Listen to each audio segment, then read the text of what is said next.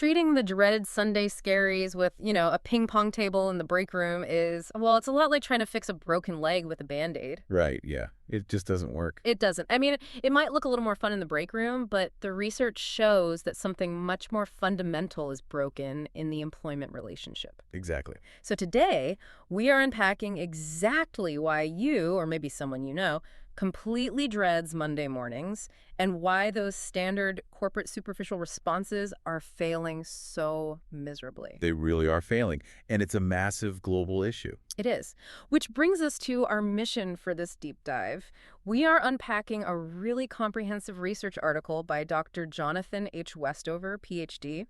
It's titled When Monday Morning Dread Signals Deeper Dysfunction: Evidence-Based Leadership Practices That Transform Workplace Engagement. That's a mouthful, but it's spot on. It is. So we're going to dive into the evidence to see what it actually takes to build a workplace you genuinely want to show up to. Yeah. Okay, let's unpack this. I'm ready. Before we diagnose the dysfunction, we kind of have to know what a healthy baseline even looks like, right? Yeah, absolutely. And, looking at our visual backdrop today, shifting this to a towering wall of data and organizational charts behind me, it really reflects the scale we're dealing with here. That is a lot of charts. It is. But to establish that baseline, the research leans heavily on the foundational work of a psychologist named Wilmar Schofeli. Okay. And he draws a really important distinction. Engagement is not just happiness or basic job satisfaction. Right, because you could be satisfied just doing nothing. Exactly. You'd be highly satisfied with a job that asks literally nothing of you, where you just coast along. Yeah. True engagement, though, according to his research, requires 3 specific elements: vigor, dedication, and absorption. Okay, so vigor being the actual physical and mental energy you bring? Yes, exactly. And then dedication is your emotional commitment. And absorption is like that flow state where time just kind of disappears while you're working. Precisely. It is an energized state of active investment. Wow. And the critical takeaway here is that engagement isn't just some fixed personality trait. Okay. It's a dynamic, fluctuating state. And it's deeply, deeply dependent on the environment you are placed in. So let's talk about the current state of that environment, because the numbers in this research really put the scale of the problem into perspective. They're pretty grim. Yeah. We are talking about Gallup's 2023 global workforce data. Right. And it shows that only 23% of the global workforce is actually engaged. Just 23%. That is wild. Meanwhile, 59% are what the data calls quiet quitting, meaning they're just psychologically detached, doing the bare minimum to not get fired. Yeah, just coasting. And then a full 18% are actively disengaged, like they are essentially working against their organization's interests. Which leaves us with this really profound question, right? How did we get to a point where nearly 80% of the global workforce is just running out the clock? Yeah, right. But I do have to play the skeptic for you listening, because with almost 60% of people quiet quitting, you hear a lot of rhetoric out there that people are just, inherently lazier now since the pandemic. Oh, yeah, you hear that everywhere. Right. Or that nobody wants to work anymore. Is there anything to that? What's fascinating here is that the data utterly rejects that idea. Oh, really? Yeah, to understand why people check out, we have to look at something called self-determination theory. Okay, break that down for me. So this theory posits that humans have 3 non-negotiable psychological needs if they are going to be engaged in literally anything. And those are? Autonomy, competence, and relatedness. Okay, autonomy, competence, relatedness. Explain those to me like I'm a beginner. Sure. So think of autonomy as having your hands on the steering wheel, right? You need some discretion over how you actually do your work. Makes sense. Nobody likes a micromanager. Exactly. Then competence is the feeling that you are actually getting better at driving. You're developing mastery. You're growing in your skills. And the last one, relatedness. Relatedness is feeling a genuine connection to the people in the car with you. I like that analogy. Yeah. And when those 3 needs are met, human beings just naturally engage. Yeah. When they're thwarted, we detach to protect ourselves. Right. And who is usually the one thwarting those needs? I'm guessing it's the person assigning the work. The evidence points directly there, yes. Yeah. Gallup's longitudinal research tracks millions of employees over time, and they found that the manager-employee relationship accounts for up to 70% of the variance in team engagement. Wait, 70%? Up to 70%, yeah. Yeah. So an individual's personal work ethic is really just a drop in the bucket compared to the environment their manager creates? Exactly. People really don't leave bad companies. They leave managers who fail to actually see them. Right. They leave managers who micromanage and destroy autonomy or who fail to provide pathways for that competence we talked about. Yeah, treating them like cogs in a machine. Exactly. Treating them as resources rather than human beings, which just completely destroys relatedness. Okay, so if 70% of the engagement variance falls squarely on the shoulders of managers, we have to look at the collateral damage here. That's massive. What is this epidemic of bad management actually costing organizations and, frankly, the employees themselves? Well, the business case for fixing this is staggering. The research shows that highly engaged teams have 18% higher productivity. 18%. Yeah, and 23% higher profitability. Oh, wow. But the real shocker is absenteeism. Engaged teams have 81% lower absenteeism. 81%. That's almost entirely eliminating people calling out. Right. But I mean, that makes intuitive sense, right? If you have high relatedness and autonomy, you don't wake up looking for an excuse to call in sick. You actually kind of want to be there. Exactly. And when the work environment becomes so toxic that people don't just call in sick but actively quit, the financial bleed really accelerates. Oh, because of turnover costs. Yes. Replacing an employee typically costs anywhere from 50 to 200% of their annual salary. That is insane. It is. That accounts for recruitment, onboarding, and just the massive loss of institutional knowledge when they walk out the door. Right. And I imagine in high-stakes environments, it's not even just about the money. Oh, absolutely not. Yeah.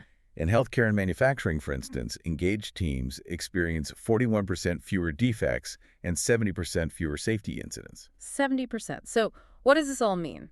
An actively disengaged employee isn't just an idling car engine, you know.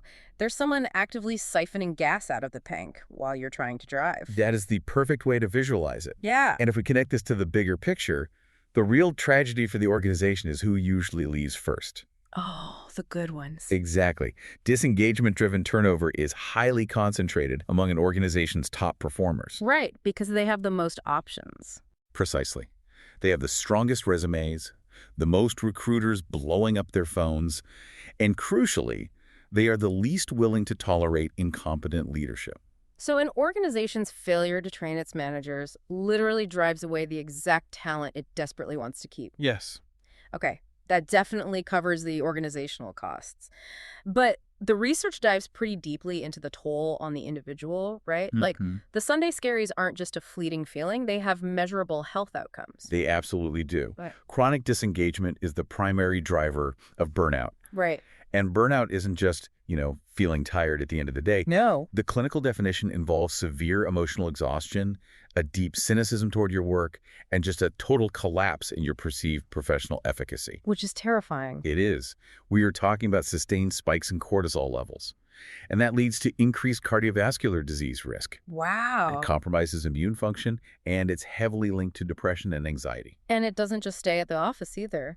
The research mentions work-to-family conflict spillover. Oh, yeah. You literally carry that stress hormone cocktail home with you. And it fundamentally alters how you interact with your partner or, your kids. Your body is physically bracing for a return to an environment that just diminishes you. Which is exactly why those superficial fixes we mentioned earlier, the pizza parties, the casual Fridays. Right, the ping pong tables. Yes, they feel almost insulting to an employee experiencing that level of physiological stress. Seriously. Okay, so knowing the staggering stakes here, both financial and human, if the transactional management style, just tracking hours and output, is causing this, what does the evidence say we should do? How do we fix it? The research points to two critical shifts for leaders. We have to move toward developmental leadership and authentic relational leadership. Okay, developmental and relational. Let's tackle developmental first. The underlying mechanism here is social exchange theory, right? Yes, exactly. Let's demystify that term. What does social exchange theory actually look like in practice? So in simple terms, it's just the psychology of reciprocity. If a friend unexpectedly buys you a coffee, you naturally feel a compulsion to get the next round, right? Yeah, of course. Social exchange theory applies that exact human instinct to the workplace. If an organization genuinely invests in an employee's future, the employee naturally reciprocates with increased loyalty and, discretionary effort. The article highlighted Salesforce as a really prime example of this working at scale. Yes. Salesforce uses a platform called Trailhead. It provides extensive, totally free training to employees. Right. But the genius isn't just having a learning platform. Plenty of companies have those. Right. The difference is that Salesforce allocates time for this learning during paid work hours. That is a massive distinction. It changes everything. Because honestly, if you tell me to upskill on my own time over the weekend, you're just giving me more work. Exactly. But if you pay me to learn during the day, you are proving that my growth is actually valuable to you. And Salesforce takes it a step further. They evaluate and heavily weight management promotions based on how effectively a leader develops their team's careers. Oh, wow. So employee growth is a core metric. Yeah. Yes, it becomes a core competency of the manager, not just an afterthought. Okay, so investing in someone's skills hits that developmental side. Right. But you could have a highly skilled, really well-trained employee who still feels completely isolated. How does a leader bridge that gap? That's where authentic relational leadership comes in. Okay. This is about building what organizational psychologists call effective commitment. Effective commitment. Yeah, it's an emotional attachment to the organization that goes way beyond the paycheck. And you build this by knowing employees as individuals outside of just their immediate tasks. The Mayo Clinic case study in the research illustrates this beautifully, doesn't it? It really does. Tell us about the Mayo Clinic, because doctors are historically trained to be intensely clinical and detached. They are. But the Mayo Clinic realized that this detached leadership style was actually driving physician burnout. Oh, wow. So they started training their physician leaders to have what they called connection conversations. What are those? They're structured, regular discussions specifically designed to understand a team member's personal priorities, their life outside of medicine, their non-work challenges. Here's where it gets really interesting, though. I can hear a lot of traditional managers panicking at this idea. Oh, for sure. Does this mean managers need to become therapists? Because most leaders are definitely not qualified for that. It is a super common hesitation, but the research draws a hard line here. It is absolutely not about providing therapy. Okay, good. Actually, let's just visually shift our backdrop here for a second. Moving from that sterile cubicle to a warm, bustling, collaborative workspace. Ah, much better. Right. It's simply about treating people as multidimensional humans rather than interchangeable resources. Right. If an employee is dealing with a childcare crisis or an aging parent, a relational leader accommodates that reality. They adapt their communication. Yeah, they treat them like a person. Exactly. By simply acknowledging the human being behind the job title, you fundamentally alter the psychological contract.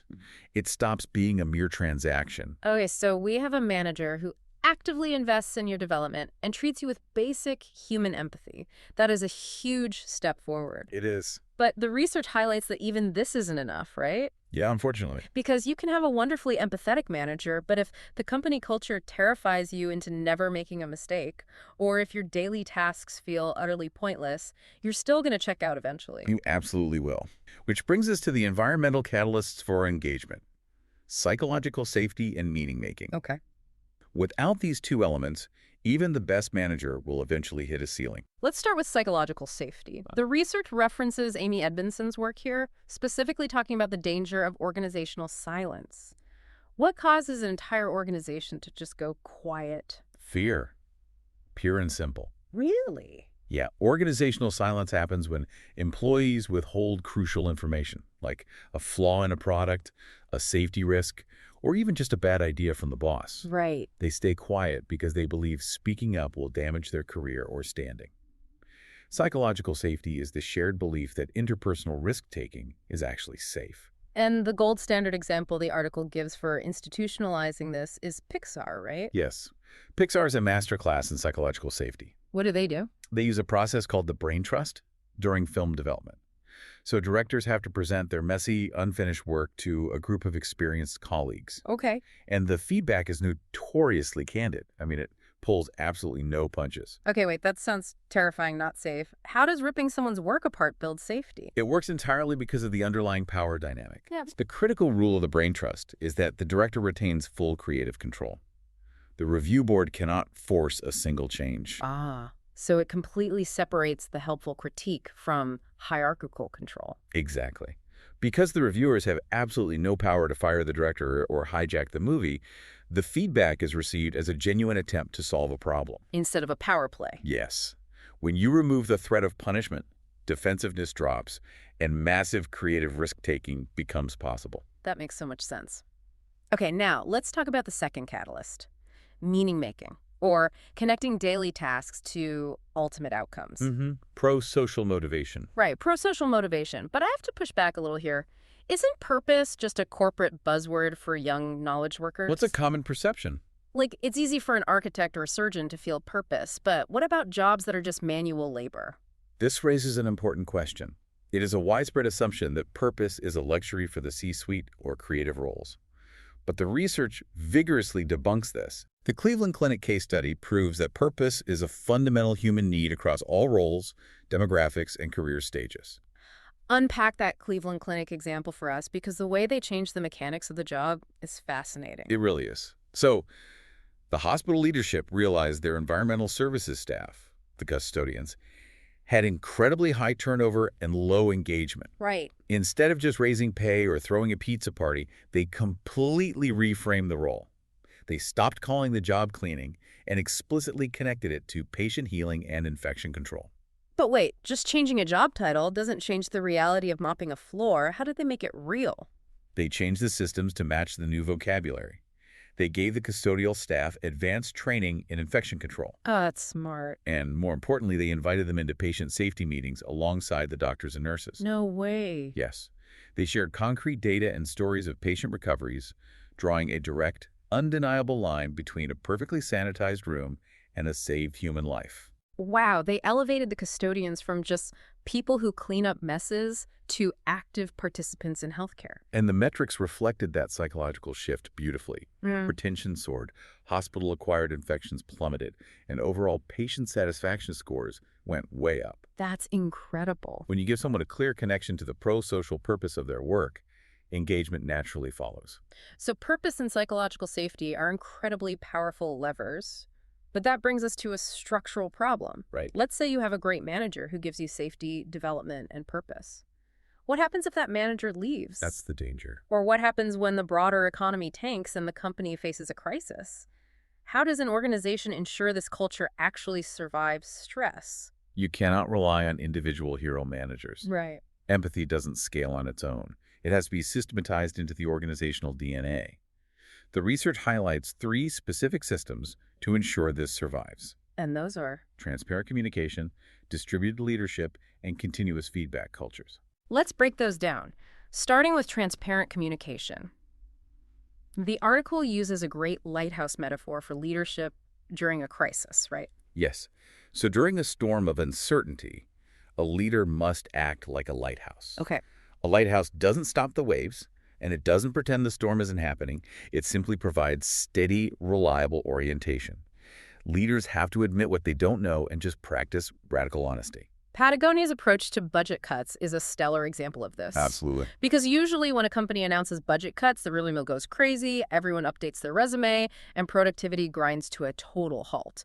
What did Patagonia do differently? When they faced a severe market downturn, the executive team didn't hide in a boardroom to hash out layoffs in secret. Right. They presented the raw, unvarnished financial realities to the entire company. They explained the exact trade-offs they were considering, and crucially, they asked for employee input on how to navigate the shortfall. They treated their employees like actual adults who could handle bad news. And the result was counterintuitive but profound. Employee engagement actually increased during the downturn. That's amazing. By bringing employees inside the problem, they fostered a sense of shared ownership rather than panic. That is the power of transparency. Now, what about distributed leadership? How do you systematize autonomy? Distributed leadership means moving away from rigid command and control hierarchies and toward a coaching model. Okay. W.L. Gore, the company famous for Gore-Tex, takes this to the absolute extreme with what they call a lattice organizational structure. Wait, this is the company with no fixed job titles, right? Exactly. No fixed job titles and no predetermined chains of command. That sounds crazy. It does. Employees self-select onto projects based on where they believe they can add the most value. Leadership emerges situationally. Wow. You might lead a team for one project because you have the specific expertise, and then act as a regular contributor on the next. It sounds chaotic to anyone used to a traditional corporate ladder, but it really forces leaders to actually earn their followers, rather than just relying on a title. That's exactly. Okay, the final systemic piece the research points to is how we handle performance evaluations. The data strongly suggests that the traditional annual review is actively harming engagement, right? Yes, because an annual review is entirely backward-looking. Yeah. It's evaluative, rather than forward-looking and developmental. Right. Organizations need systems where feedback is continuous, peer-driven, and focused on growth. Microsoft's cultural transformation under Satya Nadella is the textbook case study here. Yeah, Microsoft used to be infamous for their forced ranking systems. They were. For you listening, a forced ranking is basically grading employees on a curve. A manager is required to rank their team, meaning a certain percentage must be labeled top performers and a certain percentage must be labeled the bottom, even if the whole team is fantastic. Think about the game theory behind that structure. It's terrible. If my bonus or my job security depends on me being in the top 10% and your success threatens my spot on that curve, why would I ever share my best ideas with you? Right, you wouldn't. I am actively incentivized to let you fail. Forced rankings mathematically destroy psychological safety and collaboration. Honestly, forced rankings sound like the Hunger Games of corporate management. Microsoft realized you can't build a collaborative team if everyone is secretly hoping their coworker fails. So how did they fix it? They entirely eliminated the curve. They replaced the forced rankings with continuous feedback conversations that focus purely on learning and collaboration. Nice. They implemented peer recognition platforms so employees could reward each other for helpfulness.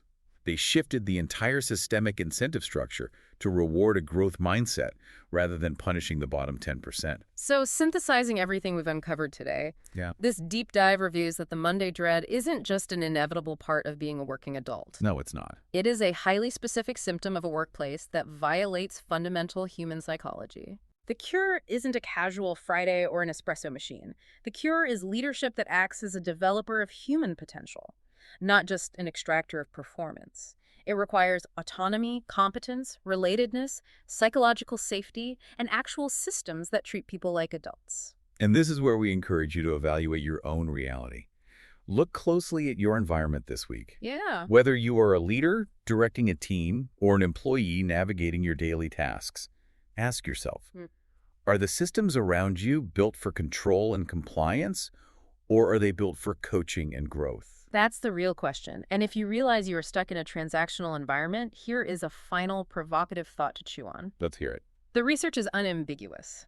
The manager-employee relationship accounts for 70% of the variance in your engagement. Not to 70%, yeah. So if that one single relationship dictates your burnout risk, your career growth, and your Sunday scaries, shouldn't the ultimate career hack be interviewing your future manager just as rigorously as they interview you? Yeah. Next time you are up for a role, consider making your priority not just the base salary or the prestige of the brand, but actively testing that specific manager for the coaching, relational, and psychological safety traits we just discussed. Because if they don't have them, no amount of free pizza in the break room is going to fix the deeper dysfunction. Exactly. Thank you for joining us on this deep dive. It has been a pleasure unpacking this research with you. Take care.